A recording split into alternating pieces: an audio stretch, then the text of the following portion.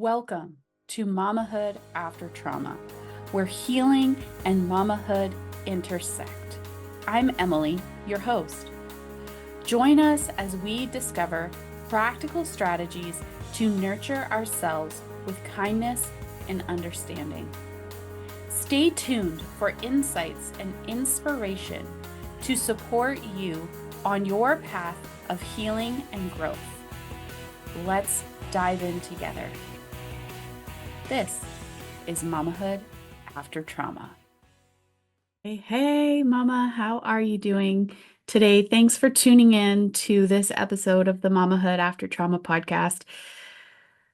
If you have been listening to the Mamahood After Trauma podcast for some time, you will know that we started out as a solo cast, then we went to interviews, and now with the creation of the Mamahood After Trauma Symposium, which is a free quarterly event that I'm hosting, we have gone to a more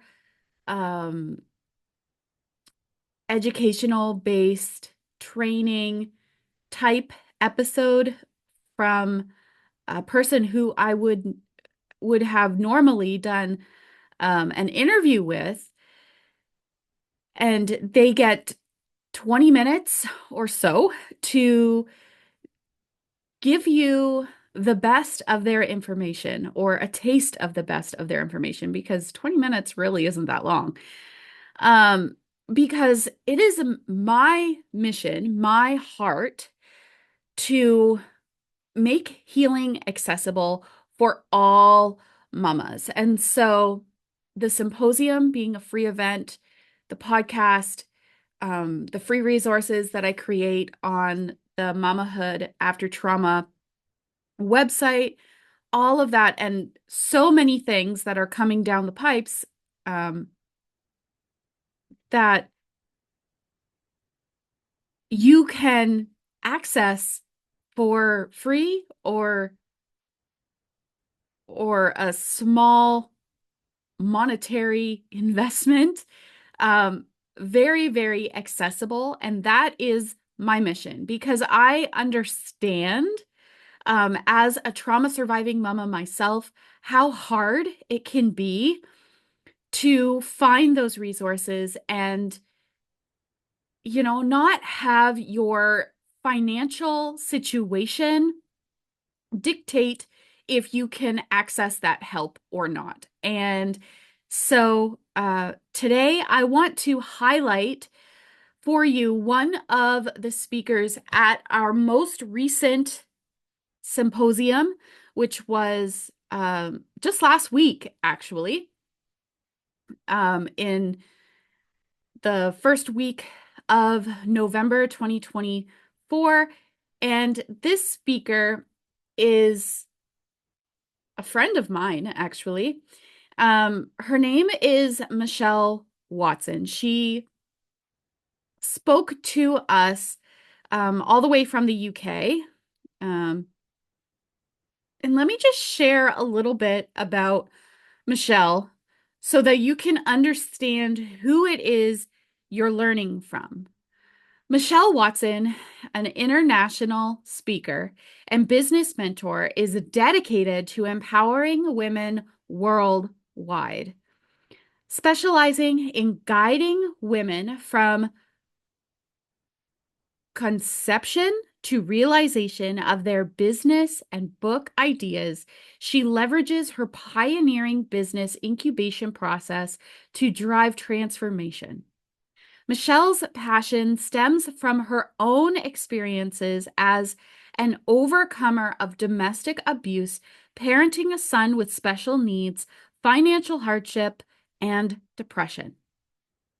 She turned her pain into passion, firstly by working with other women and parents, which awarded her a commendation from the late Her Majesty Queen Elizabeth.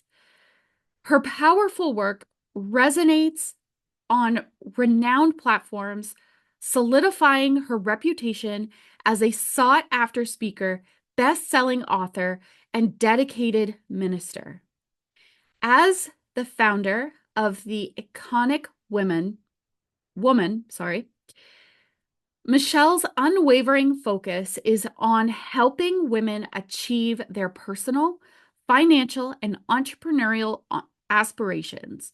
Through impactful speaking and training modules, she is committed to guiding women as she strongly believes your pain can become your passion. And at the symposium, Michelle was sharing her powerful talk entitled "The Power of a Mother's Heart."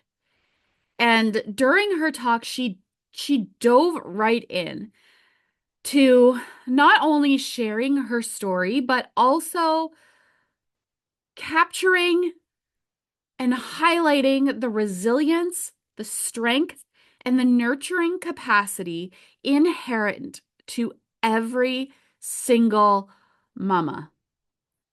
She explored how maternal love and compassion can serve as a potent source, of healing and empowerment, especially in the aftermath of trauma. When you listen to Michelle's talk in full, you will discover insights into the profound influence of a mother's heart on her own well-being. One thing that Michelle spoke about with great passion during her talk was how important it is for us as moms to take care of ourselves. She says so often we as moms get lost in the lives of our children and making sure that our children have what they need and making sure that our children are safe, are healthy, are happy, that we lose sight of ourselves. And, I love the expression, you can't pour from an empty cup.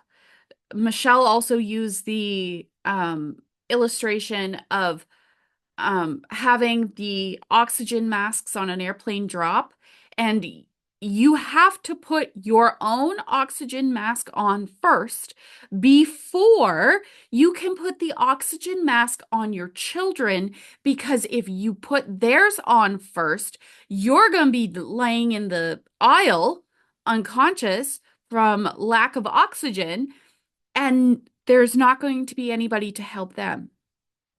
And so it is profoundly, profoundly important and critical for us as moms to care for ourselves. And, part of self-care is having self-compassion. And self-compassion has been something that I personally have been thinking about a lot lately, because so often when we are in a traumatic environment, we're growing up in a chaotic environment, sometimes the voices that influence us, the voices that we learn from, are not the most compassionate voices. Sometimes they teach us that our needs, our thoughts, our feelings, anything about us doesn't matter. And our worth comes from how we serve other people. And so when we begin our mamahood journey, we find our worth is defined by how we serve our children and how perhaps we serve our significant other. And so we have this habit of self-neglect. And that serves no one because, well, let me share a little story with you. A couple of years ago, um, maybe 2 or 3 years ago at this point, I was getting lost in the lives of my children, in the requirements of running a household, in the requirements, the checklist, the to-do list of running a business and of being a wife and running a farm and all of these things that I was neglecting myself. And I came to realize that the more that I neglected myself, the more that I abandoned myself, the more bitter and resentful I became towards my children, who weren't very old at this point, and my husband. And I wasn't showing up as the mom or wife that they deserved because I was abandoning myself. It wasn't that they were telling me that I couldn't look after myself. It wasn't that they were telling me that I couldn't take time for myself. I was doing that to myself. That was a me thing. And so when I realized that I had this habit of self-abandonment and self-neglect and talking to myself in a not a very compassionate way, that really opened my eyes. And Michelle talks about this in her talk. And so if you are listening today and you would like to listen to Michelle's talk in full, I encourage you to head over, click the link in the show notes, head over to my website and purchase the replay of the symposium. You're going to get not only the brilliance and value from Michelle, but you're also going to get the brilliance and value from 10 other speakers. Um, and so here's a little clip of Michelle's talk. And if you resonate with what she says, I invite you to head over and listen to the whole thing because this event was absolutely transformational. Pardon me, my tongue is not working. And life-changing, absolutely life-changing. So here's Michelle. And I hope that you find value from what she has to say. Journey from the very moment of conception to feeling that baby move in your womb to then delivering that baby, seeing that bundle of joy in your hands, and then seeing them go to school, their very first day of school, or even going to the prom, getting married. All different elements of that journey is a sacred journey. It absolutely is a sacred journey, knowing that you are a vessel that has been used to bring about life into this world. Knowing that you're a vessel that maybe even if you didn't give birth to that child biologically, you are making a mark in the life of that young individual that has become your child, and leaving that mark for that legacy to carry on even after you have left this earth. Indeed, it is a sacred journey. And that is the reason why I believe that the whole essence of motherhood should be honored. The divine essence of motherhood should be honored. Motherhood is often depicted as a profound and transformative journey that encompasses love, nurturing, sacrifice, resilience, smiling in those moments, even when you want to cry. Wanting to put aside the many different hats that you wear at times, but not being able to because there's a life in your hands that you're responsible for. And embracing the sacredness of motherhood, it involves a recognizing the inherent strength and compassion that mothers bring to their roles.